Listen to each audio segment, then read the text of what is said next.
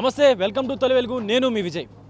Jubilee Hills road number 36 ఆనుకొని police స్టేషన్కు వెనకాల ఆనుకొని ఉన్నటువంటి ఈ జిహెచ్ఎంసీ పరిధిలో ఉన్నటువంటి పార్కు స్థలాన్ని కబ్జా చేసి సుమారుగా 1265 గజాలు అంటే సుమారుగా 1300 గజాలు ఈ ప్లేస్ ఉంటుంది.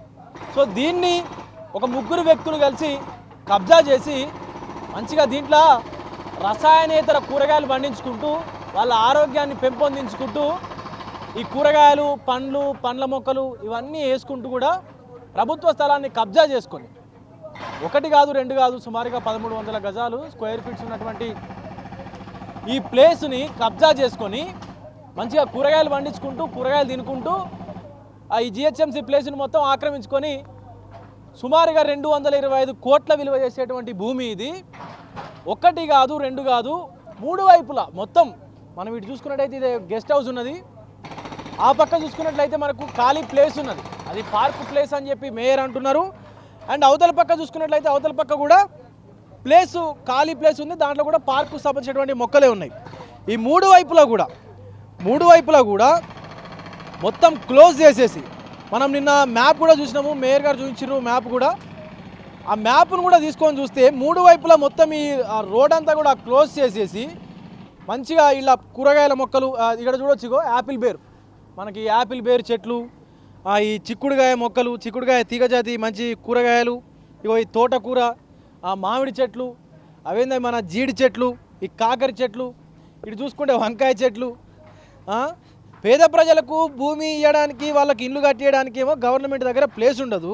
ఇగో ఈడ గోంగూర, ఇదేందో ఇది మన నువ్వులు, ఈడ సోరకాయ తీగలు. పేద ప్రజలకు కనీసం వాళ్ళకి ఇవో మంచిగా వాళ్ళు ఈ మన ప్లాస్టిక్ డబ్బాలలో పెట్టి ఇలా మంచిగా మట్టి పోసి కూరగాయలు పెట్టుకొని మంచిగా ఇగో ఈ మామిడి చెట్లు చూడు మంచిగా. అవి మరి పచ్చడికాయలు పండ్లకు తెలియదు కానీ మంచిగా నాటుకున్నారు. ఇక మొత్తం కబ్జా చేస్తే ఎవడు రాడు, ఎవడు అడిగేటోళ్ళు లేడు, ఎవడు పట్టించుకునేటోళ్ళు లేడని చెప్పి అనుకున్నారు పాపం. మంచిగా మామిడి మొక్కలు, పండ్ల చెట్టు అయితే పెట్టారు కానీ ఫలాలు తినకుండానే పోయారు పాపం వాళ్ళు. ఈ మామిడి చెట్లు, ఈ కొబ్బరి చెట్లు, ఈ ములక్కాయ చెట్లు ఇవన్నీ వేసిరు. 225 కోట్ల రూపాయల విలువ చేసేటువంటి ఈ జాగాని ముగ్గురు వ్యక్తులు కబ్జా చేసి మూడు వైపుల నుంచి కబ్జా చేసి పోలీస్ స్టేషన్ ఎంత దూరం ఉందండి? కూతవేటు మనకి ఇక్కడ గట్టిగా అరిస్తే అక్కడ పోలీస్ స్టేషన్ వినపడుతుంది. అసలు ఎంత దుర్మార్గమైన చర్య అంటే అసలు ఎట్లా అనుకుంటురో ఏమనుకుంటురో నాకు అర్థమవుతలేదు. అసలు మామూలుగా పేద ప్రజలకు ఎవరికైనా ఇల్లు లేని వారికి ఇల్లు ఇవ్వడానికి ఏమో గవర్నమెంట్కు ప్లేస్ ఉండదు.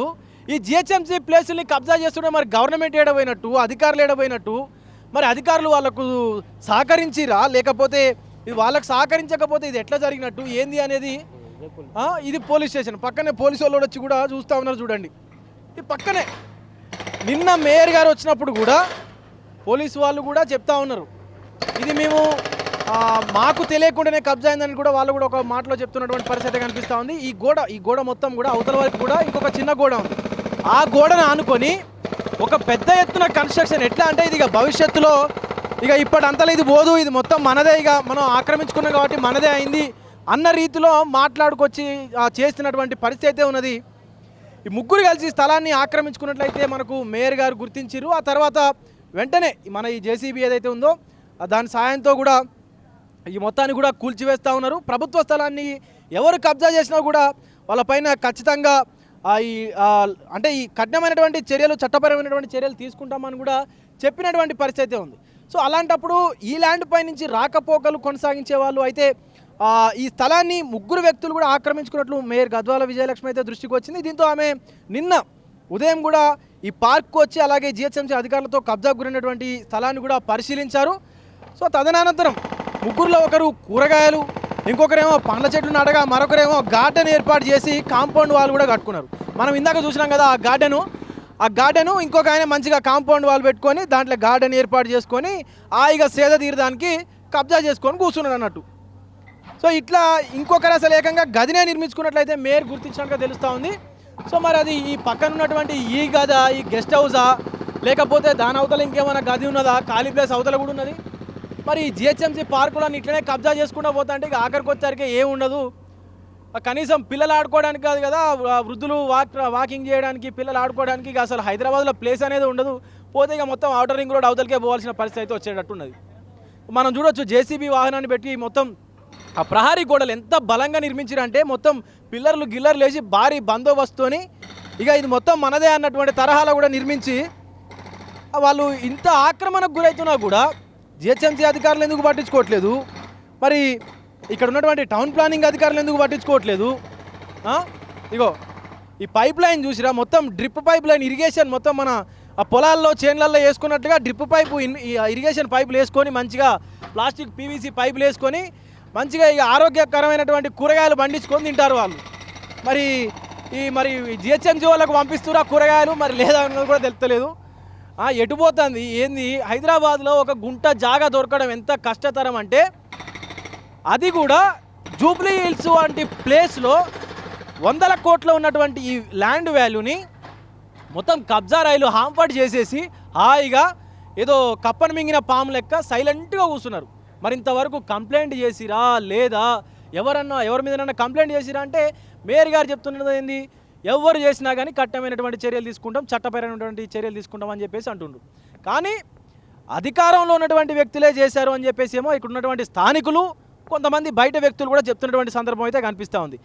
ఎవరు చేసినా కూడా తప్పే. ఇప్పుడు చెరువుల్ని కుంటల్ని కాపాడడానికి హైడ్రా ఎట్లయితే ఉన్నదో, జిహెచ్ఎంసీలో ఉన్నటువంటి పార్కుల్ని వీటన్నిటిని కాపాడడానికి కొత్త సంస్థ ఏమైనా రావాలన్నా? జిహెచ్ఎంసీ పనే కదా అది కూడా. మరి ఇంత అసలు నగరం నడిబొట్టులో ఇట్లా జరుగుతుంటే, ఇంత దారుణం జరుగుతుంటే, ఇంత కబ్జాకి ఇది గురైతుంటే ఎందుకు పట్టించుకోలేదు అధికారులు కూడా దీంట్లో కుమ్మక్కై ఉన్నారా అనేటువంటి అంశం కూడా తెరపైకి వస్తూ ఉన్నది. సో మరి చూడాలి, ఇది అధికారులకు తెలిసి జరిగిందా తెలియక జరిగిందా? సరే, తెలిసినా తెలియకపోయినా తప్పే కాబట్టి వాళ్ళపైన ఎలాంటి చర్యలు తీసుకుంటారు, ఎవరైనా సరే ఖచ్చితంగా వాళ్ళపైన ఎలాంటి చర్యలు తీసుకుంటారు అనేటువంటి అంశం అయితే వస్తూ ఉన్నది.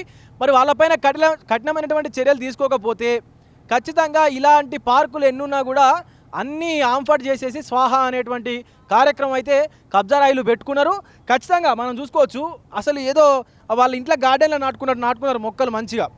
ఇంత పెద్ద జిహెచ్ఎంసీ బోర్డు ఉన్నది, మరి దాని జిహెచ్ఎంసీ బోర్డు వాళ్ళకు కనపడలేదా, లేకపోతే జిహెచ్ఎంసీ అధికారులే వాళ్ళకు చొరవ కల్పించిరా దీంట్లో ఏమైనా చేసుకోవడానికి అనేది కూడా స్థానికంగా అయితే కొంత అనుమానాలు అయితే వ్యక్తం అవుతూ ఉన్నటువంటి పరిస్థితి అయితే కనిపిస్తూ ఉంది. ఎస్, ఇది పరిస్థితి. ఖచ్చితంగా ఇలాంటి వాళ్ళపైన చర్యలు తీసుకున్నట్లయితే సో ఇవి పునరావృతం అయితేనే ఉంటాయి. అధికారులు వస్తారు, కూలగొడతారు, ఏముందిలే వాళ్ళు వస్తారు, చేస్తారు, పోతారు, మళ్ళా కట్టుకునేటువంటి వాళ్లకు అవకాశం ఇచ్చినట్లు అవుతుంది కబ్జా రైళ్లకు. ఖచ్చితంగా వాళ్ళపైన కఠిన చర్యలు తీసుకుంటే తప్ప ఇవి పునరావృతం కాకుండా ఉంటాయి. సో అధికారులైనా అలాగే జిహెచ్ఎంసీ మేయర్ గారు గద్వాల విజయలక్ష్మి గారైనా దీనిపైన కఠినంగా స్పందిస్తేనే తప్ప ఇవి మరలా తిరిగి చేయకుండా ఉంటారు ఇలాంటి కార్యక్రమాలు ఎవరైనా సరే. కెమెరామెన్ జాఫర్తో విజయ్ తొలి వెలుగు, జూబ్లీ హిల్స్ నుంచి. ప్రపంచంలో ఏ మూల ఏ క్షణం ఏం జరుగుతుందో వేగంగా తెలుసుకోవడానికి తొలి వెలుగు వాట్సాప్ ఛానల్ని ఫాలో చేయండి.